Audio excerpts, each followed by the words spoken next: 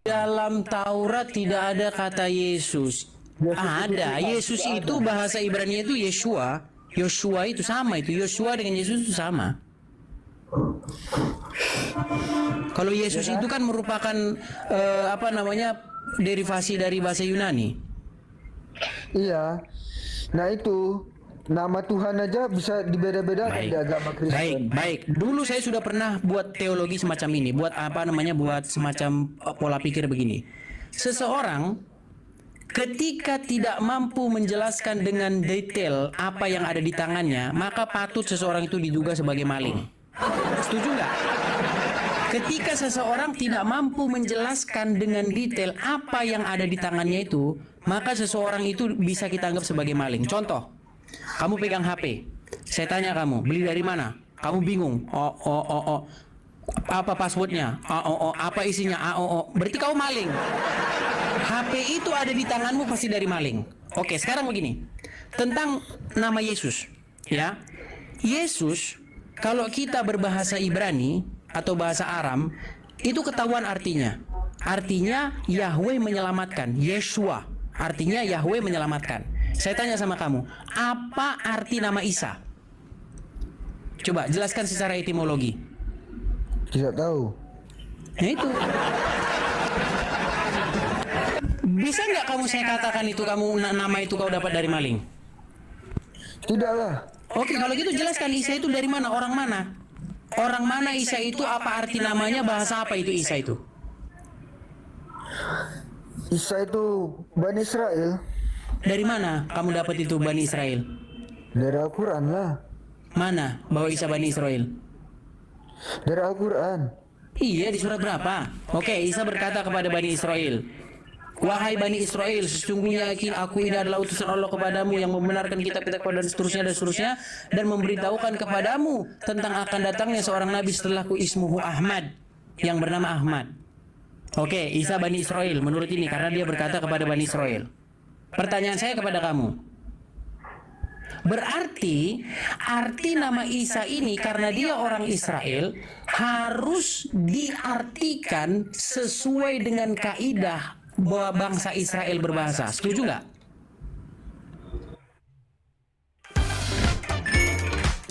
Setuju nggak? Bangsa Israel berbahasa. Ya, misalnya kamu nih, kamu misalnya dari Sumatera Utara. Nama kamu Luhut Binsar. Namamu harus diartikan sesuai kaidah bahasa Sunda atau bahasa Batak? Pasti bahasa Batak kan? Karena kamu lahir dari orang Batak. Orang Batak tahu arti Luhut itu apa, Binsar itu apa, tahu orang Batak. Nah, ketika Isa ini kamu anggap orang Israel, maka haruslah kamu mengartikan arti nama itu sesuai dengan bangsa Israel berbahasa. Setuju? Setuju. Setuju. Apa arti nama Isa menurut kaidah bahasa orang Ibrani? Aku tidak tahu. Nah itu. Makanya saya bilang, kalau kamu bilang Tuhanmu itu bernama Allah dan kamu kaitkan itu Tuhannya Bani Israel, bohong. Kenapa saya katakan bohong? Orang-orang Israel itu punya nama yang mengandung nama Tuhannya. Seperti orang Arab yang punya nama mengandung nama Tuhannya. Abdullah. Ya kan? Amrullah. Itu nama-nama orang Arab mengandung nama Tuhannya. Orang Israel juga begitu mengandung nama Tuhannya. Yeshua, Yehezkiel, ya kan? Yesaya, Yeremia, ada nama Tuhannya. Kemudian Yohanes ada, Yohanan ada nama Yah di situ. Makanya haleluya. Ada kata Yah di situ. Jadi Tuhannya bangsa Israel itu bernama Yahweh. Nah Tuhan kamu namanya Allah, kok kamu gandeng-gandengin Allah jadi Yahweh itu loh. Begini bang. Itu kan kamu sungguh nekat yang sangat terlalu. Bukan nekat, karena di Al-Quran diberitahu bahwa Tuhannya Musa dan Harun itu Allah. Bagaimana mungkin Tuhannya Isa dan Harun itu adalah Allah, sementara Isa dan Harun berbahasa apa? Ibrani. Di dalam bahasa Ibrani nggak ada kata Allah. Kan sudah dibilang tadi, mungkin Allah punya nama dalam bahasa Ibrani. Jangan mungkin. Masa kalau jawab mungkin? Gimana? Masa Masa Tuhan mungkin Begini bang, begini ya, diberitahu bang. Bani Israel itu di dalam Islam ada nama Israiliyat, yaitu sejarah-sejarah dari Bani Israel. Itu saja kami harus hati-hati dalam menerimanya. Tapi walaupun gitu, kita ini begini, tidak ada kejahatan yang sempurna. Gini, kalau kamu teliti Quranmu, kamu masih bisa ketahuan kok. Di sini nih, ada nggak di Quran itu seorang nabi yang bernama Zakaria? Ada. Ada. Kamu tahu nggak kalau bahasa Arab zakar itu, mohon maaf, penis artinya? Ya. Oke, Zakaria. Bisa nggak itu kamu artikan secara kaidah bahasa Arab? Kalau kaidah bahasa Arab itu artinya saru loh, betul nggak? Itu Zakaria itu Bani Israel bang.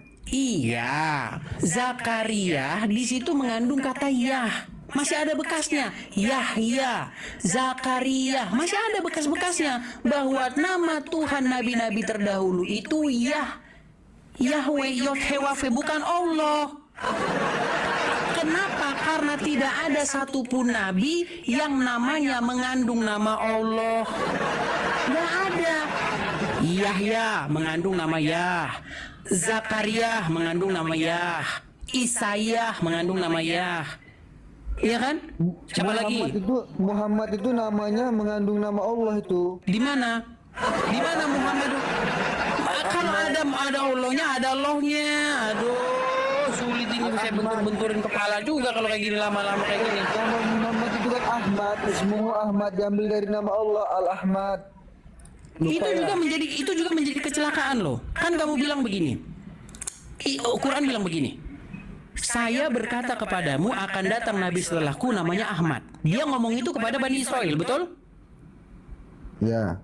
Nah, sementara di dalam Al-Quran, di dalam surat Ibrahim ayat yang keempat, tidaklah pernah kami mengutus Rasul kecuali kepada kaum yang berbahasa kaumnya. Jadi Rasul itu tidak pernah diutus kepada suatu kaum yang bahasanya berbeda. Contoh, kalau utusan ingin diutus kepada orang Jerman, harus berbahasa Jerman. Kalau ada utusan yang diutus kepada orang Indonesia, harus berbahasa Indonesia. Betul? Betul. Belum pernah ada nabi yang diutus kepada satu kaum, tapi dia nggak bisa berbahasa kaum tersebut. Nah, Isa berkata kepada Bani Israel, akan datang nabi setelahku, ismuhu Ahmad. Bagaimana mungkin Isa berkata kepada Bani Israel akan datang nabi setelahku namanya Ahmad, kepada Bani Israel yang berbahasa Ibrani, tapi yang datang malah orang Arab? Bukankah seharusnya secara logika Ahmad ini harusnya orang Yahudi yang berbahasa Ibrani? Sabar bang. Abang ini belum bisa membedakan antara Yahudi dan Bani Israel. Oke, Bani Israel itu suku bangsa apa? Ya Israel. Suku bangsanya apa? Suku bangsanya apa? Israel. Iya, suku bangsanya apa? Batak. Israel keturunan Yakub. Iya, berarti suku bangsanya apa? Yahudi bukan? Bukan. Yahudi itu artinya agama bang. Kamu nanti saya tanya Israel aja, kamu jungkir balik loh nanti kamu. Coba apa arti Israel? Israel itu hamba Tuhan kalau tidak salah. Israel.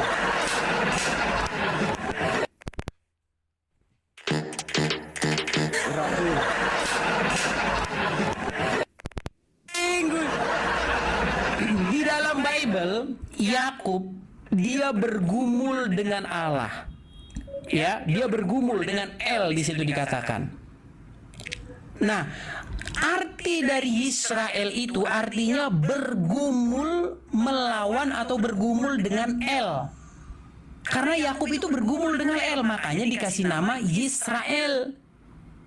Nah, kamu arti Israel bingung. Makanya saya bilang mustahil kamu tidak numpang kepada kami. Kalau kamu nggak numpang kepada kami, kamu bingung jalan mau kemana, nggak tahu jalan mau ke arah mana. dalam Islam kami aja tidak diperbolehkan sama sekali mengambil literatur dari Kristen ataupun Yahudi. Kami diharamkan mengambil literatur dari dua hal tersebut, Bang. Oh, saya buktikan. Saya pernah baca kitab Ibnu Katsir. Ya. Coba. Di dalam kitab Ibnu Katsir ketika membahas surat Yusuf, di situ dikatakan Yusuf dibuang. Lalu disebut saudara-saudara Yusuf itu, salah satunya ada disebut di situ Bunyamin. Di dalam kitab itu, Bunyamin itu. Saya tanya sama kamu, dari mana dia tahu Bunyamin itu? Dari Allah lah, dikasih tahu Allah. Maksudmu Ibnu Katsir dapat wahyu dari Allah? Bukan, sudah dijelaskan. Kan disebut sudah dijelaskan Al-Quran itu kan Nanti datang pala kalau ngobrol sama kamu kayak gini. Di mana di situ Ibnu Katsir dapat wahyu dari Allah? bukan wahyu. Jelas-jelas ini pasti dapat dari Bible. Kenapa? Karena adiknya Yusuf itu memang namanya Benyamin. Tahu kamu gimana ceritanya kok bisa dikasih namanya Benyamin? Tadinya ibunya Yusuf yang namanya Rahel, dia mau melahirkan adiknya Yusuf ini. Meninggallah dia di situ. Ketika meninggal, sedihlah hati Yakub. Ketika dia sedih dikasih nama lah itu Ben-Oni, artinya anak kesengsaraan, anak kesedihan. Tapi akhirnya nama anak itu dirubah menjadi Benyamin. Bang, Dirubah. Itu ada artinya. Makanya kalau kita itu barang tidak maling, ada asal usulnya. Bang, tunggu dulu. Kalau barang dari maling asal usulnya kagak jelas. Bang, saya tanya sama kamu ya, boleh nggak sih dari agama Kristen itu mengambil literatur dari Yahudi? Di agama Kristen Loh, memang kekristenan datang asal usulnya dari Yahudi, kekristenan. itu Yesus orang Yahudi, murid-murid orang Yahudi. itu dua agama yang berbeda. Boleh tidak dalam Kristen mengambil cerita atau riwayat dari Yahudi? Dari Bang, kami hanya pakai kitab yang kanon. Apa itu kitab yang kanon? Dari Kejadian sampai Maleakhi, udah. Dari tadi abang ngambil dari literatur Yahudi terus, abang nggak malu apa? Sekarang kamu saya tanya, Yesus orang Yahudi apa orang Batak? Yesus itu Bani Israel. Iya, murid-murid orang Yahudi, semua orang Yahudi membaca kitab perjanjian lama. Jadi kalau kami pakai ya wajar karena memang asal usulnya dari sono. Yang heran itu ada orang Arab, kitabnya dari orang Israel. Nyambungin ke Israel itu yang heran. Bang, Yesus itu dan murid-muridnya beragama Islam. Injil, Taurat, Zabur, itu umat Islam sebenarnya, tapi diklaim oleh Kristen. Yesus orang Islam. Waduh. Kamu bilang Yesus orang Islam. Nekat luar biasa kamu kalau mengatakan Yesus orang Islam. Sebentar lagi kamu bilang Alexander the Great juga Islam. Kalau cuman klaim semua bisa, klaimmu didukung nggak oleh fakta sejarah itu loh. Kalau cuman mengklaim ya Eden juga bisa. Agama Kristen adanya tahun berapa, Bang? Kristen adanya tahun berapa? Kristen adanya abad pertama di Antioquia, seperti dicatat dalam Kisah Para Rasul. Kalau kamu berbicara Kristen secara literal, artinya pengikut-pengikut Kristus. Tapi apakah pengikut-pengikut Kristus itu adalah ada ketika dia sudah di Antioquia itu? Jawabannya sebelum itu sudah ada, sama seperti ini. Saya tanya sama kamu, Muhammadiyah resmi dibentuk kapan? Tahun sekian, bla bla bla. Apakah sebelum tahun itu udah ada Muhammadiyah? Sudah ada, tapi namanya bukan Muhammadiyah. Namanya apa? Namanya Islam. Lalu pada tahun sekian dia punya paham gini, namanya Muhammadiyah. Sama kayak gitu penjelasannya.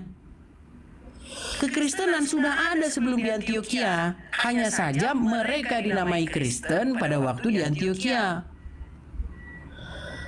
Kita loncat ke bahasan yang lain aja, Bang. Soalnya kami nggak boleh ngambil literatur Yahudi. Abang ngambil. Nggak boleh ngambil literatur Yahudi gimana? Orang kamu ngambil literatur Yahudi semua. Mana ada semua. Oke, saya buktikan. Oke, kita buktikan. Kita buktikan. Tanpa kami baca buku sejarah, cukup baca Al-Quran, kami tahu sejarah. Baik, saya buktikan sama kamu. Suara saya kedengeran? Suara saya kedengeran? Oke, nih.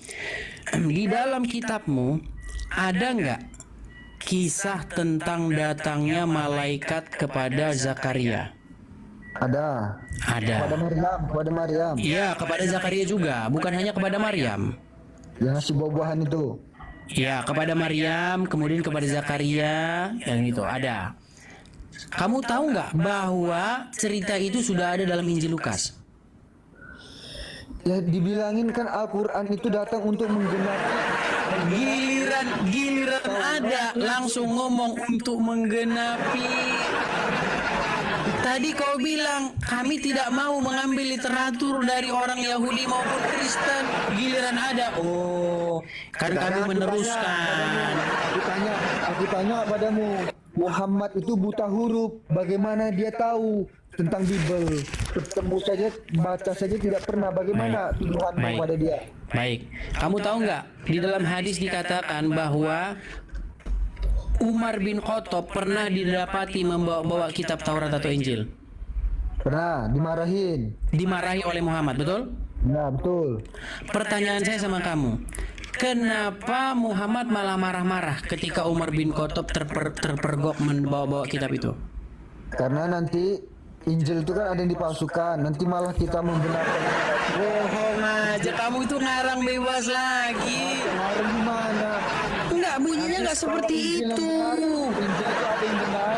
Injil itu ada yang benar. Nanti malah kita tolak yang benar. Kalau memang ada Injil yang benar dan Injil yang tidak benar, bagaimana mungkin Quranmu mengatakan disuruh beriman kepada Injil?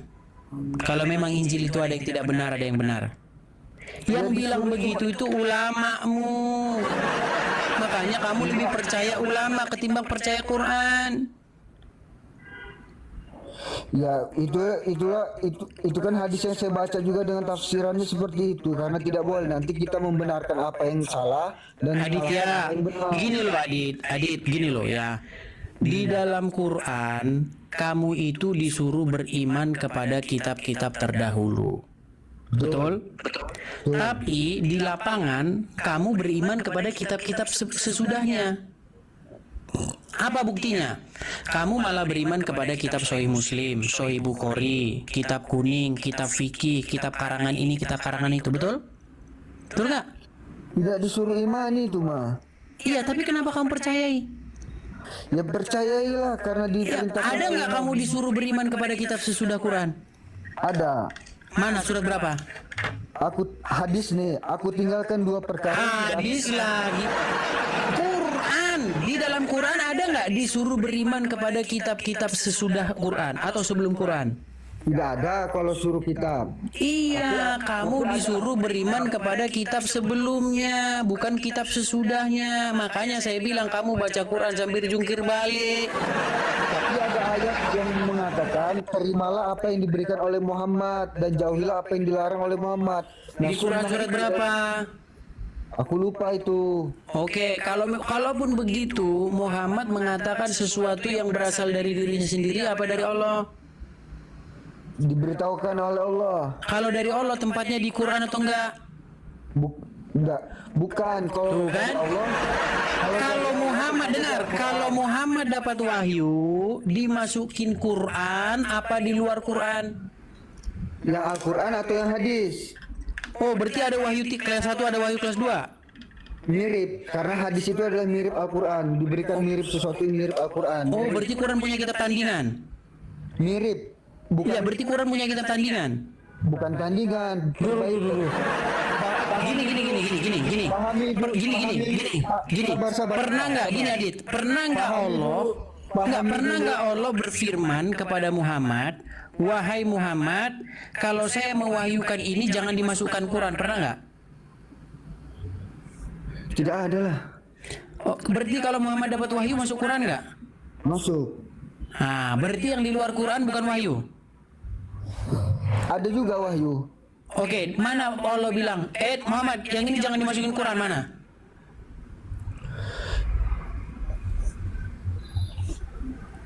Makanya saya bilang kamu telah membuat wahyu-wahyu tandingan di luar Al-Quran. Bukan wahyu tandingan. Kalau memang Allah dapat wahyu ditaruh di mana berarti?